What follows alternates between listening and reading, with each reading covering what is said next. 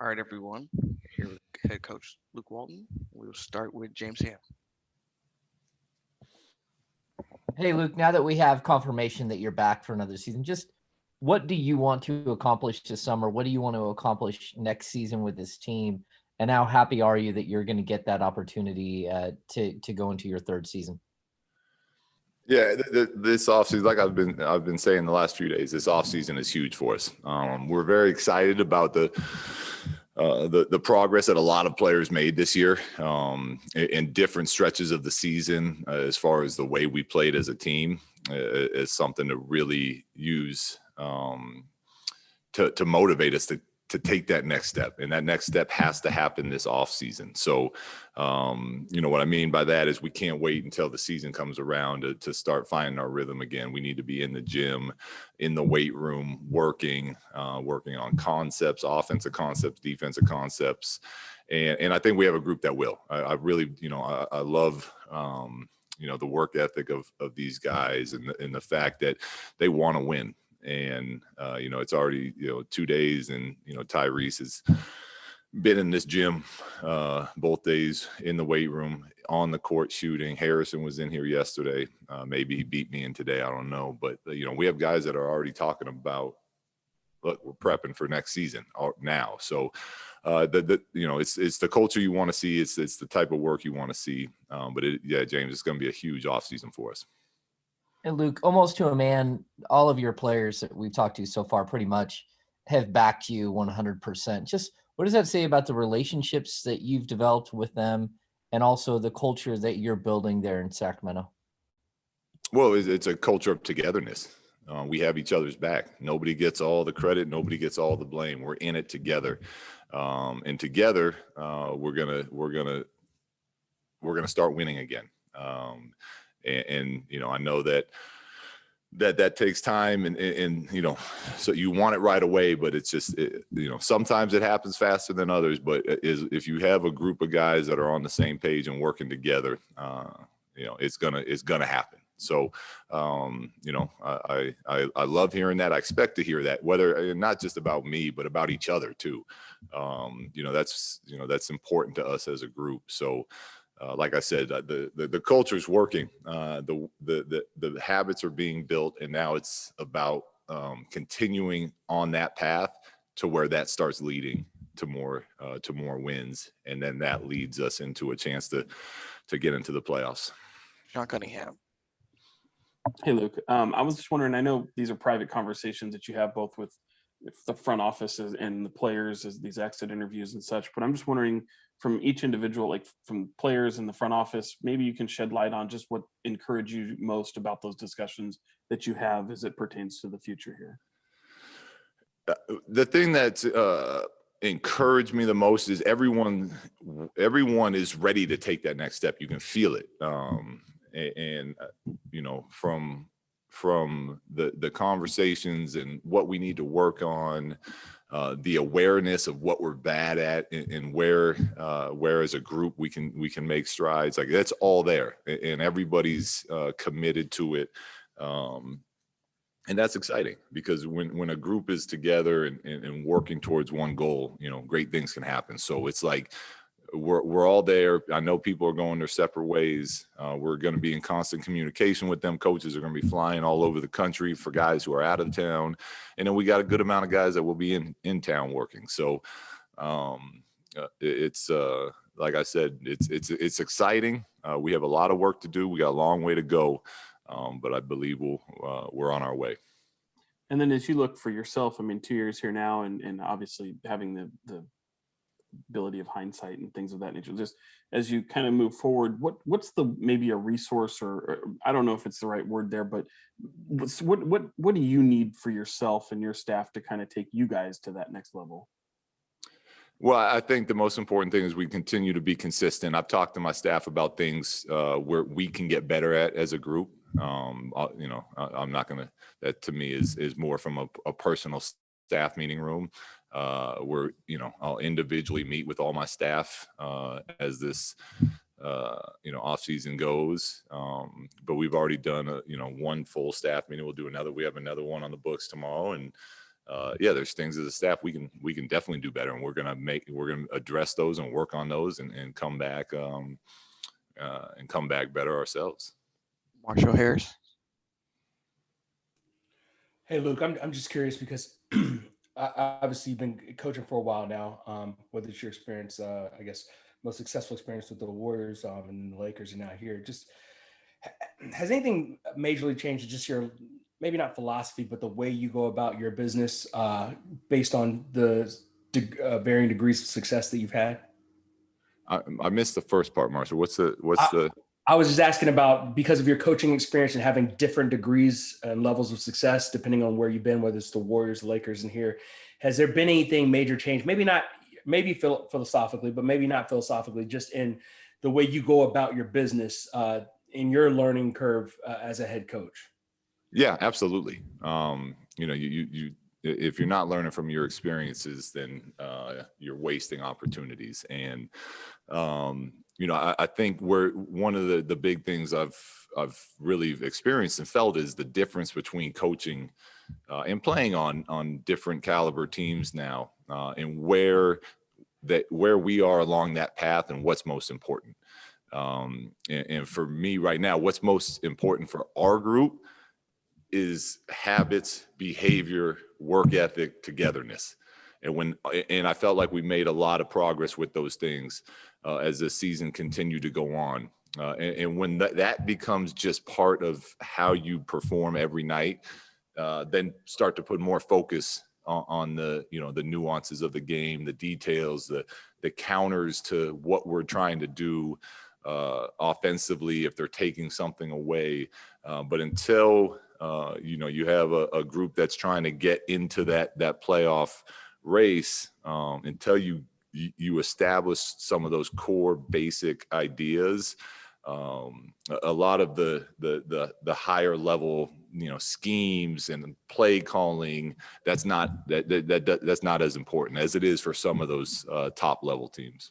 And just following up, because you said that, and because we've heard so much just from Monty just a little while ago, from your players as they've talked about, and you through the course of the season, the issues on defense, and as that went across the season. When you look at it now, is it more for you at the NBA level, guarding the best offensive players in the world?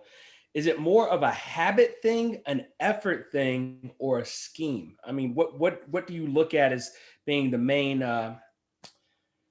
problem when teams have stretches of bad defense, like you guys, obviously, where you finished league wide at the end of the season? Yeah, it's a little bit. It's a little bit of everything on from the defensive end with those things that you talk about, because part of it is habits, right? Like we have terrible habits as far as we open up and give up direct line drives way too often to have a consistent defense.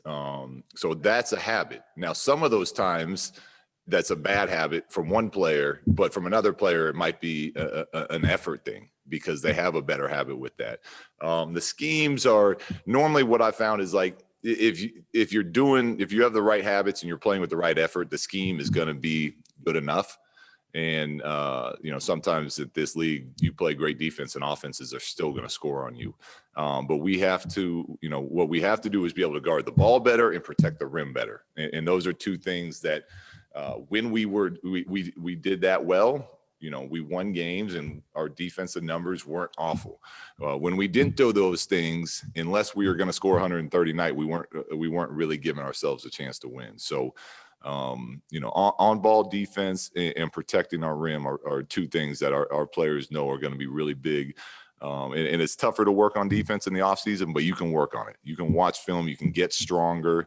When you're playing pickup in your local gym, you can really engage in the idea of working on those things. So, that's where we're going to make a big jump. Jason Jones. Yeah. Hey, Luke. One of the things Harrison talked about was, maturity, accountability, kind of some of those things that come maybe with experience. Just where do you see the group in those areas in terms of holding each other accountable and having the maturity to implement the things you're talking about as far as the discipline and the habits? Yeah, we're getting better, Jason, and Harrison's absolutely right with that. And it's it is getting better. It's not where it needs to be, but it's definitely on the going in the right direction. And players, there was great moments this season when it was happening, and that's natural when you're kind of empowering players to engage in that. That's not comfortable. It's not easy, especially for when some of your best players are your younger players, to speak up and talk to older veterans or your team as a whole night in and night out like that. Now, we did have some very nice moments when that did happen. And that's where we're going to continue to push them and continue to empower them as players to really embrace that ownership. I think De'Aaron mentioned today too about kind of how hard it is to play at that high level. He was twice player of the week, but to stay at that level is really tough. What do you think he learned about just staying at that level and how to maintain that? What he put it was, when I'm not great, I still got to be good. And I can't just drop off too far on those other nights. Just what do you think you learned from the effort on both ends of the court to stay at that level over the course of an entire season? Yeah, it's great. It's great. It's one of my things I'm most excited about De'Aaron is his awareness and his his intelligence of the game and just how it's played. And for him to gain that experience and to gain that knowledge of like, oh, okay, this is me playing at this level and this is how hard it is. And now this is, when I do slump off a little bit, only he can answer that question. I never got to that level as a player. So it's, for guys that are special enough to be able to do what he can do, they have to live through that. And then that has to motivate them to be like, listen, that's, you hear players talk about all the time with the playoffs. Once they get there, they're like, I don't ever want to not be here again. And it's the same. So you go through that as a player individually and you're like, I'm at this level right now. That's where I want to live all the time. Now, how do I motivate? What does it take me to do this off season to give myself a better chance? So the fact he lived through that and got that experience is great for him and for us as far as the future is concerned. Tony Harvey. Hey, Coach Walton. Just getting back to you being retained, and I just want to, when did you know that you were going to be retained? Before the season was over, after the season was over, and what was the conversations like with Monty? If you could spell that out for us too. Yeah, I mean, I keep my conversations with Monty private, but I was under contract, so I wasn't asking. I told you guys before, I was confident I wasn't going anywhere. We have a job to do, and I'm going to always focus on what I feel is best for the team, and things that we as a team and coaching staff and players can control. So that's where my mind and my focus is at. So I was under contract, and I expected to be here, coaching and working with our guys this offseason as well. So during the season, that's where my head is at, and that's where my energy and time is going to. Well, obviously, rhetorically, winning victories is about the bottom line here, but what expectations other than we talk about the defensive scheme, the culture of togetherness, what other expectations Monty have coming from you going into this next season that he'd like to see?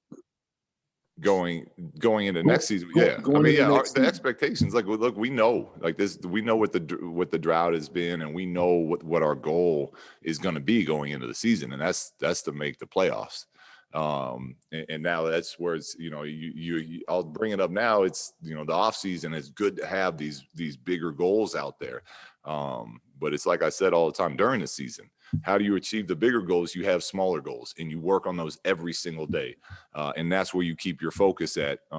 So, for the off season, our big goal is, yes, going into next season, we want to make the playoffs. Our best chance to do that is to work our tails off every day on the details of the game.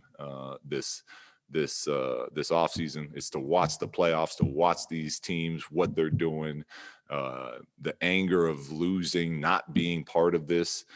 using that to motivate. And that's where our effort and energy will be for the off season, or needs to be.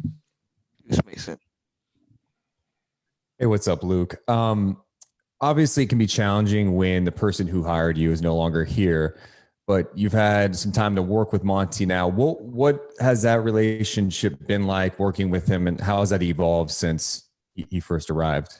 Yeah, it's been good. It's hard because it's, you're hired by a certain staff and you have a relationship with that staff and you're in that together. So that part is definitely a challenge. And Monty and I didn't know each other at all when he took over.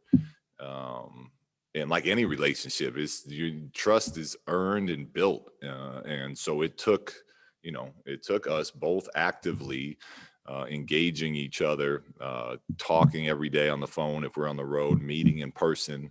And as the season went, that relationship got good. And it's a healthy relationship where I don't mind telling him anything, and he doesn't mind telling me. And we understand what our jobs are and what our roles are. But that is, to me, that's the best type of working relationship you can have. And it's like I said, it's in a good place. And I think we both trust and respect each other, and we're both committed to the same thing, which is building a winning team here in Sacramento. And I know this could change based on personnel, but ideally, what do you want this identity to be, and how do you get there? From what standpoint? From a perspective, defense? like if people are coming to Sacramento playing the Kings, what do you want them to know they're walking into when they take on your team? And yeah, I mean, I think you felt it a little bit this year, and it didn't end in wins a lot, but like there was a lot of we had our fair share of stretches there, but there was a lot of coaches that were coming up after games and telling me, like, your team plays hard. Like you push it defensively. They're they're competing, and that's what we want. And now we have to get better at some of the execution and whatnot. But that's what we want. We want that. We want anytime you get done playing us, it's like, dang, that was a battle. That was really hard. They were pushing the ball down, pushing the ball at us all game. Defensively, they're up and into us, and I think offensively we did a better job this year than that defensively. But there was times throughout the season that defensively we did give that type of energy out there. And it was good. It was good to see. But yeah, that's what we want. We want people being dead tired when they're done playing us. Jason Anderson. Luke, good to see you today, sir. I've kind of asked you about this before, but I'll ask again. With the team's defense, your defensive rating in those last 13 games was 9th in the NBA. But it's been such a struggle for really 2-3 years here. So again, when you look at the core, how come the core group here hasn't been able to lock in and play that kind of defense when you can just put this patchwork group of guys together for 13 games and they can play some defense? Yeah, well, I mean, I think you're looking at part of it is, the core of what's being built here is a lot of young players. Mm-hmm. And young players normally figure out offense a lot sooner than they figure out defense. So, you start playing vets like DeLon and Mo with length and understanding of, and two guys that a lot of what they've done in this league is because of what they do on defense. That then your defensive numbers are gonna start to pick up. I think, also with that, D Jones having that some more size in there and him getting more comfortable with what we were trying to do scheme wise helped. And for some of the younger players, part of it is your body naturally takes longer to mature and to fill out. You're trying to figure out what the league is still. There's a lot of different schemes. There's a lot of different tendencies of players. Like I could go down to Mo Harkless right now and ask him about any player he's covered in the last 8 years. And I'm sure he would know all of his tendencies.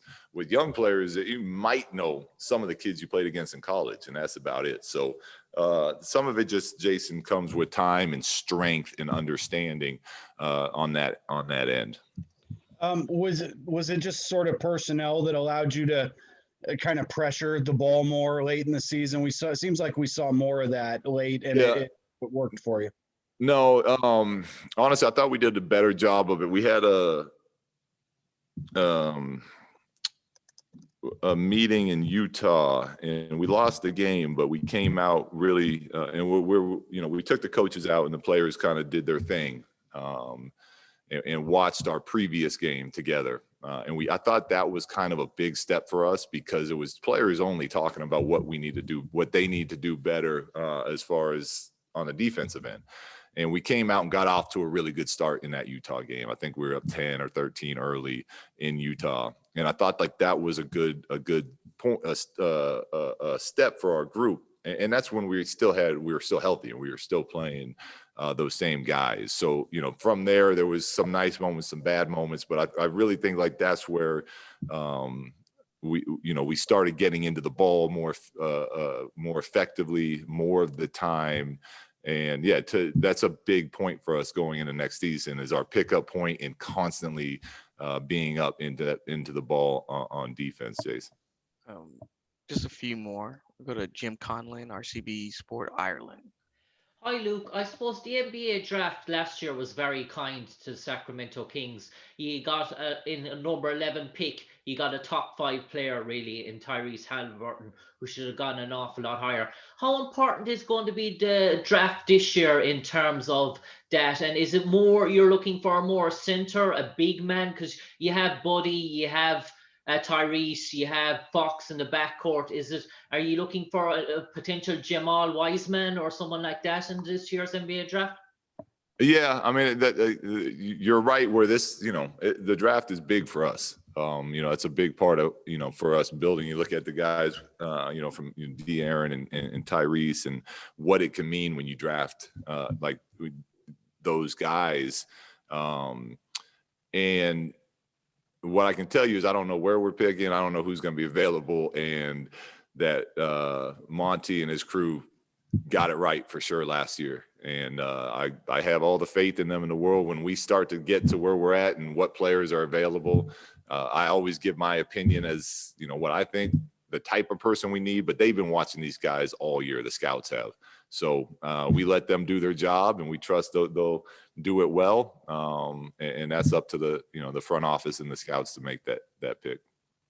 And I suppose, Luke, when you see franchises like the New York Knicks have the season they had, and no one was expecting it in terms of finishing in the playoffs so high up, does that give belief to you when you see all these super teams that being put together, like the Nets and the Lakers, for example, that if you get your groundwork and homework right, there's no reason why you can't be the New York Knicks next year?